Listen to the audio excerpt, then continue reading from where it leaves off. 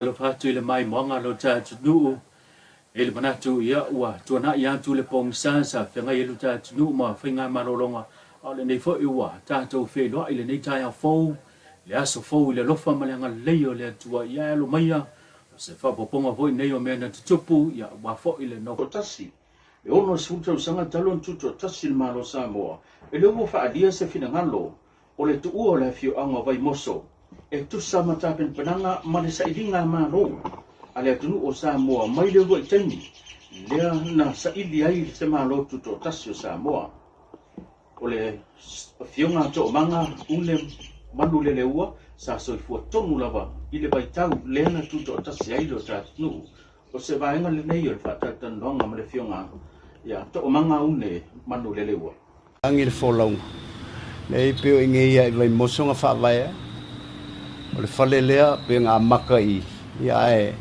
kawalunga i le whalekele o lo o whai ele fongo le kako ma lo i kai muringu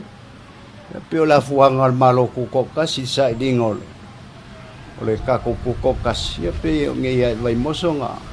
a fuafua kwai se ia o ngā maua le malo kukokasi wa abele la beta inga le tamai tai whamasino a ngai i le susunga tupai sa panile le marefanga ia mori mau sao e tusa ma le whatinonga o lana suesuenga e au noa malona fatuina o ni whaamtalanga e tali mai ai vesile le tamai tai loia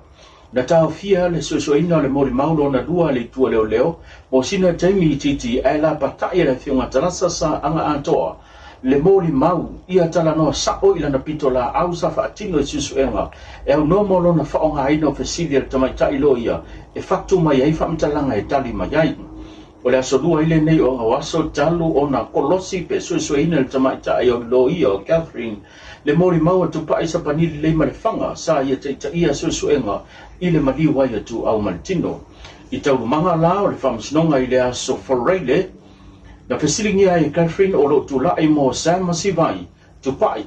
o lea e te whaapea mai sa o to wo ma Sam Masivai i le nā pōna tu lai mai le whaapelave ai sila i fo i tala tu sia leo leo e to tolu lea na e whai mai sa o to malanga whaatase whaatino suesuenga e leo iai se wahenga o ta ua mai e leo leo sa o to malanga whaatasi le ta awale tasi ma Sam Masivai tali tupai wa lapele fatinonga po fatamala fo ile leo ile tuina to tono lana to famtalanga sama to wo fatasi mas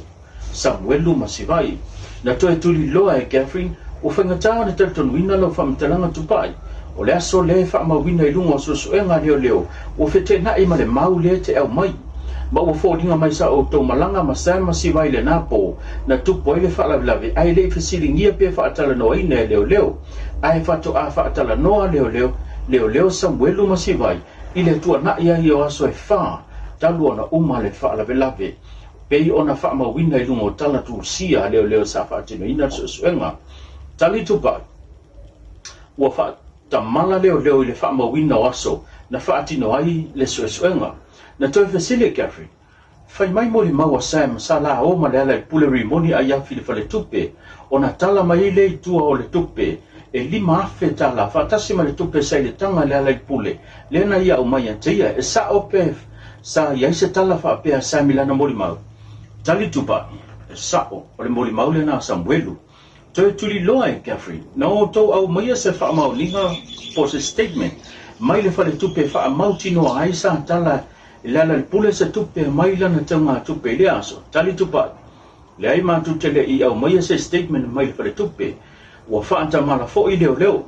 na fa popo le tamai tai lo ia ma fa pe atu e fa fe feo na tupu le atu langa le fa'anta mala leo a o oele lalo le te inga le fa'atinonga o suenga a o lea sa e mori mau le amatanga wa lava lo si le fia le fa'atinonga o suenga tali tupai wa lape lava le fa'atinonga e leo le lato ngadwenga pe sili Catherine tolu wa yaso sa fa'atino i suenga leo ma fa popo ile siva ya so tasi o le mori maule al komsina a o le te fai mai o fata mala leo tali tupai o le finangalo lava le na o le komsina ai o te ena le tulanga le na e to fa popo le siva ya so ma ya so tolu sa fa tino so suenga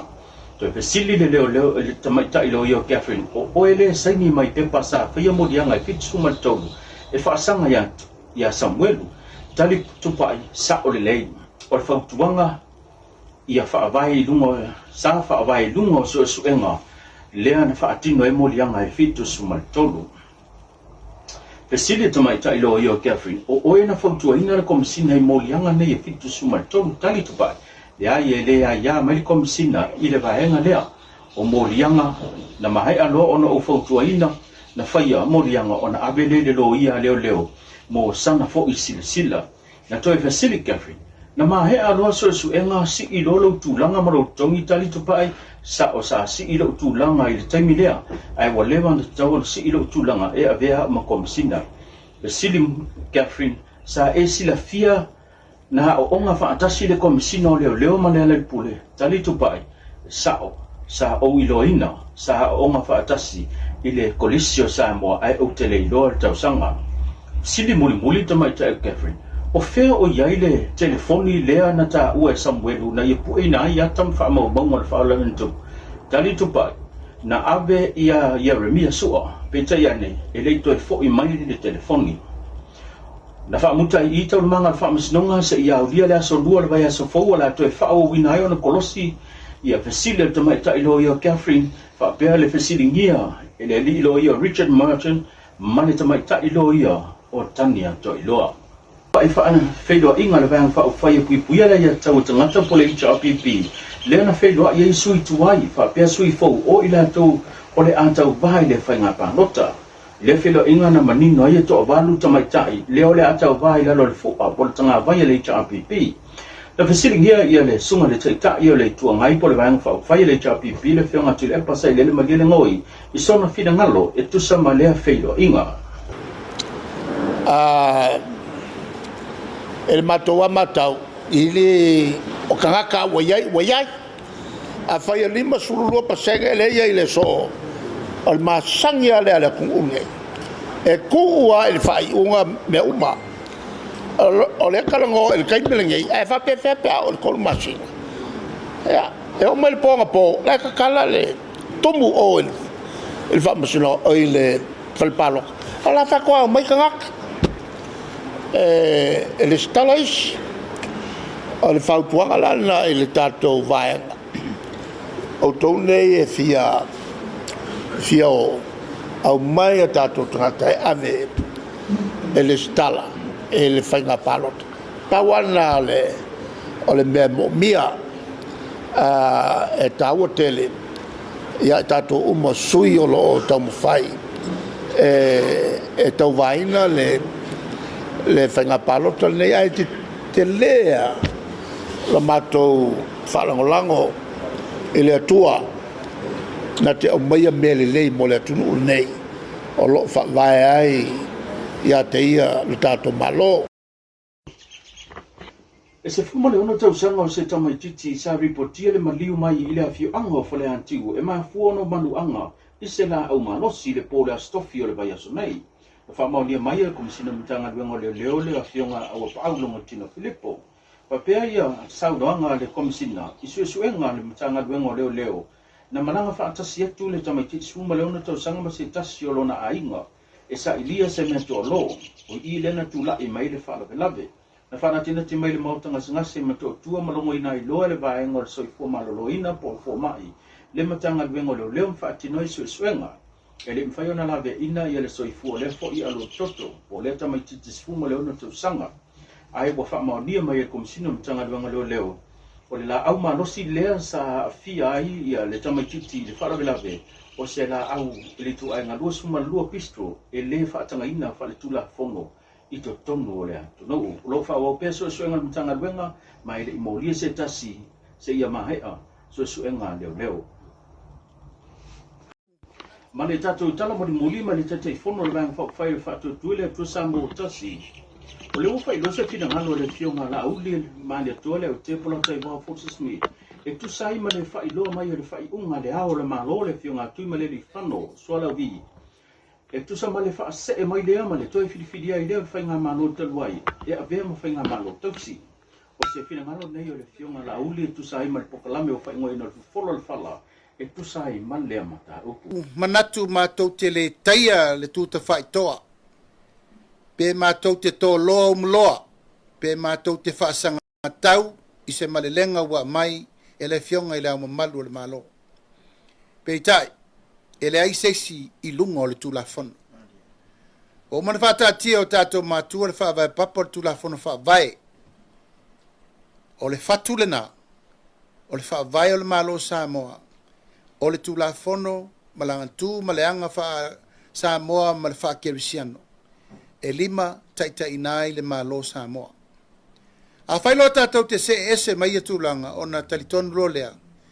o le to saunga le mu malamatia le savalinga Samoa malana malo mole lumana o mato tu inatu o mato watu ngalunga o tu inatu o mato fa nonoanga ma tu inatu o mato manatu folasia I lima o mato loia ina ia sila mamao ma sila e mai se tu alalo e te tau ma se tu alalo e tala whenga iai sila mamao ina ia awane I la aloa ina ne ime ane ua manatu I le laua manu ia e ngalo le whaamuli o atu tonga e pe ona tatou mafuta I le nei tae au o wani ngalo tuli te tau mai se temio le fia na nei se whaapoponga o tatou Antamua News mai le sunga le lua amesene mo le tatou pokalame masani ai no no toi whamanatu le whaaponganga lo tatou nu o wani ngalo o lo iai le tatou au nanga o le tatou live stream lea e mawhai o na live ai pe pu ei ia tulanga o